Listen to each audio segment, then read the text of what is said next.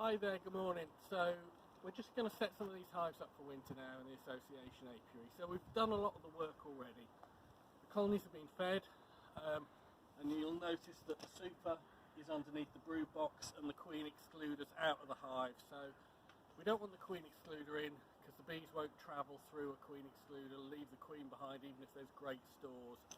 I prefer to put the super underneath, and that super ideally is full of honey. And I prefer to do that a little bit earlier, sometime mid-September, because then the bees can move the honey around where they want it. Because there's always a big debate about, oh, bees put their honey above, why are you doing that silly thing?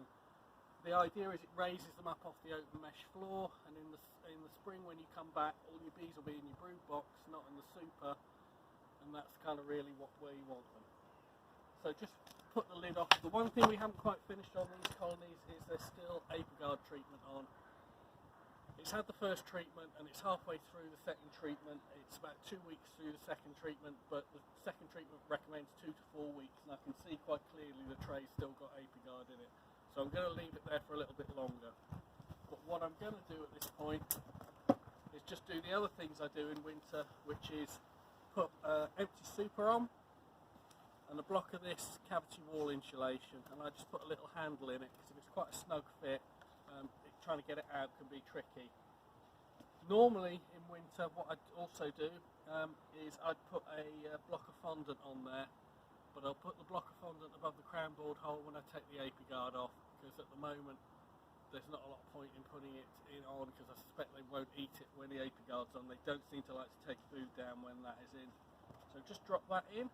That's a bit of top insulation. And the other thing is mouseguards. Mouseguard is just a zinc mesh that you put in over the hive entrance. Now the idea is that normally you get a full size one of these, but occasionally you run short and you can find you can cut them in half and they fit neatly over an entrance.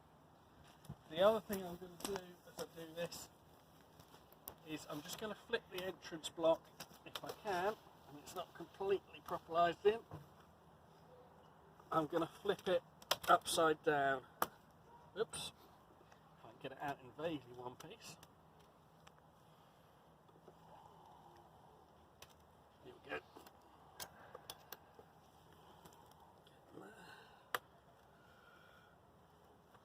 Obviously I had also much to properlise that in. So the idea is just, it was like that. I'm going to turn it like that. If you get a carpet of dead bees on the floor over winter, there can be a danger that the entrance gets blocked. Every time you go back and check an entrance during the winter when you do a quick hive check that it's not, but if it's like that, then the bees will sort of die onto the floor, but they'll be, hopefully they won't be so deep that they block the entrance. Again, people have different views on that. Some people think it's a rubbish idea, but hey, I've done it and it seems to work. But always when you do go back and check the hive, just check. I've knocked a few holes in this zinc mesh and try and make sure that you get the holes over the entrance. Now some people will argue this is a bit early to be putting these on, it's not frosts yet, and the entrances, these can knock pollen off, and there's some truth to that.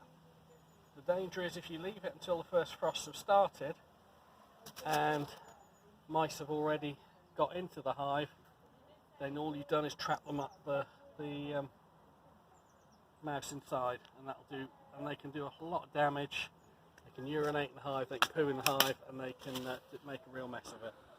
So I might fiddle with that and get it a little bit tweaked in a minute, but that's basically it. Entrance, top insulation on. In empty super, fondant needs to go on, and there's our mouseguard on. Thank you very much.